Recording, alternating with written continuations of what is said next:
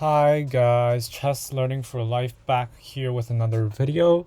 So today's topic is about the French defense, the Winawer variation, and this is from the perspective of black and how to play this in the more combative style. So the main line here is e6, e4, e4, e6, d4, d5, knight c3. This is the Winawer variation after bishop b4, pinning the knight. Now here, I'll talk about some sidelines. There is bishop d2, bishop d3, and e takes d. So let's talk about the sidelines first, get those done with, and then we will go to the main line.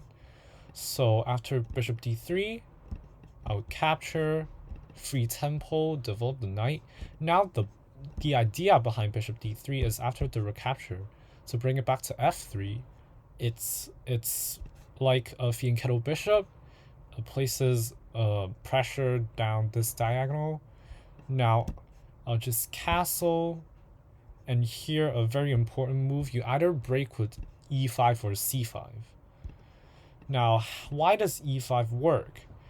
It's because after takes, it is a pawn sacrifice.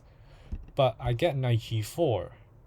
And then, because it's a double attack, it forces a bishop trait for the knight.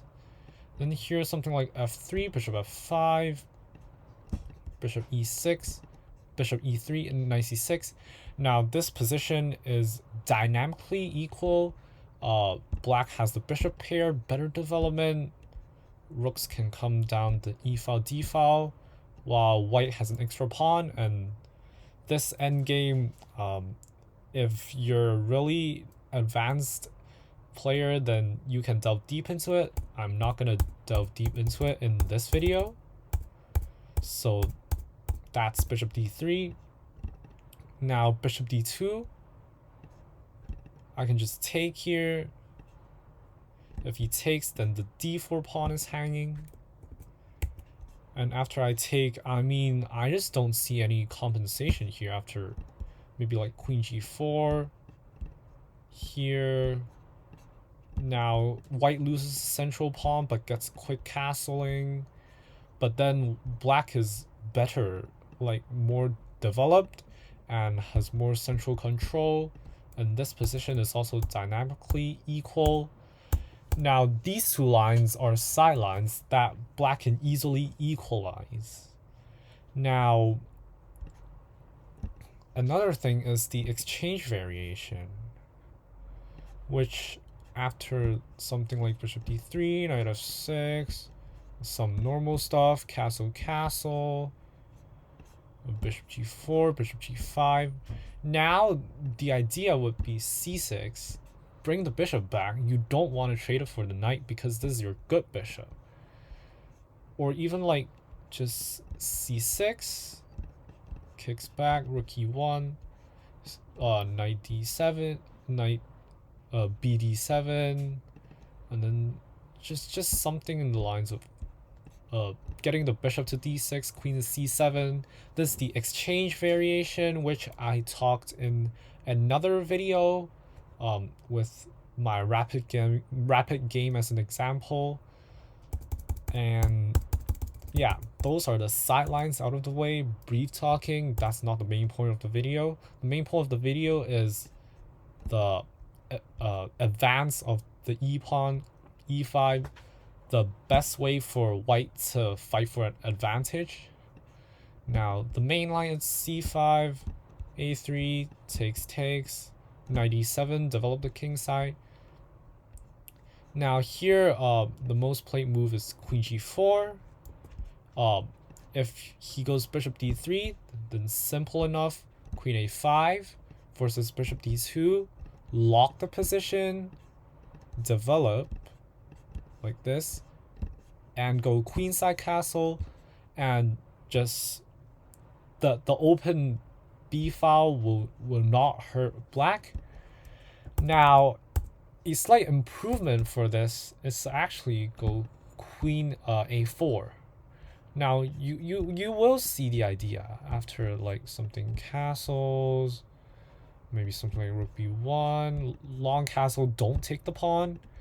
Now the idea is that white cannot advance a4, because if white can advance a4, then the bishop can come to a3, and now all these dark square weaknesses can be exploited. So you don't want that. So queen a4 is always a good idea in these kind of structure. But the best way for white to play is actually queen g4, which now you don't passively defend the pawn with something like king fa or like knight f5. Those are like too passive. King f8 just runs into a huge attack. The rook is stuck here. Knight f5 just runs into bishop d3. Threat is take and take.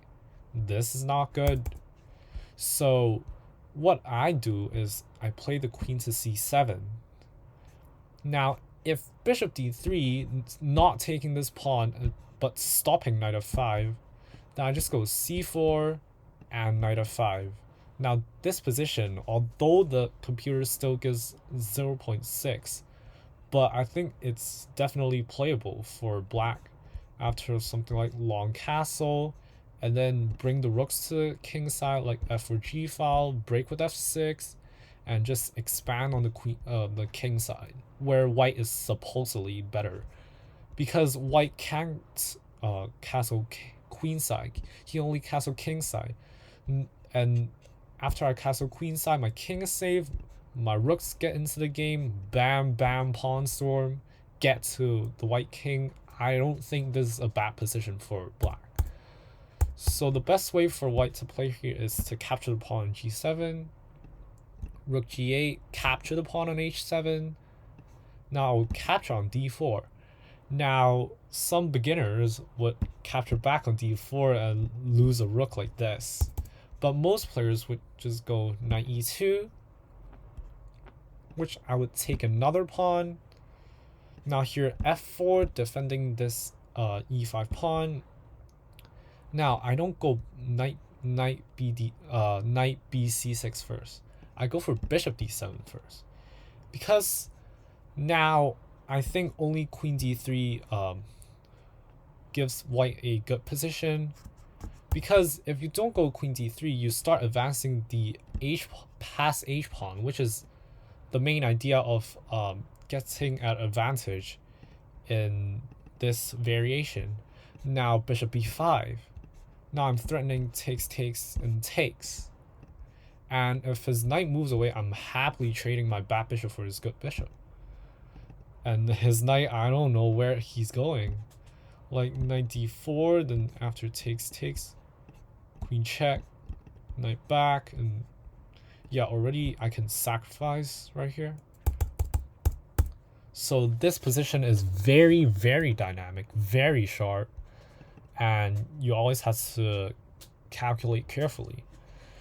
Now after bishop b5, some random moves, like you may continue advancing the h pawn. Already bishop takes. You can't take back with the bishop because the g2 pawn will hang. Now king takes is kind of forced, I think. And now just like knight bc6, knight d7, it's already a very good position for white, because I get long castle. I'll show you, maybe like h6, long castle takes.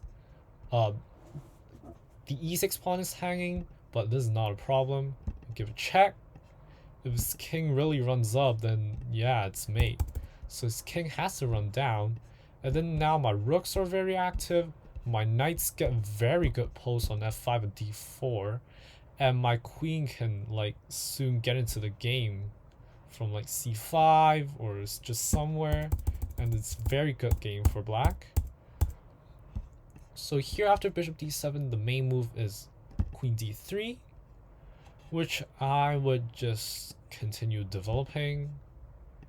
His queen will take here, post my knight on f5, and if he starts advancing his pawn, Now d4 is always very good because like after his queen goes to d3, now I can castle, now get my rook into the game, and you can see like white's only hope of winning is really just the h pawn, and meanwhile black could already maneuver something like the 7 bishop c6, plant the knight on d5, and yeah, this position is just very good.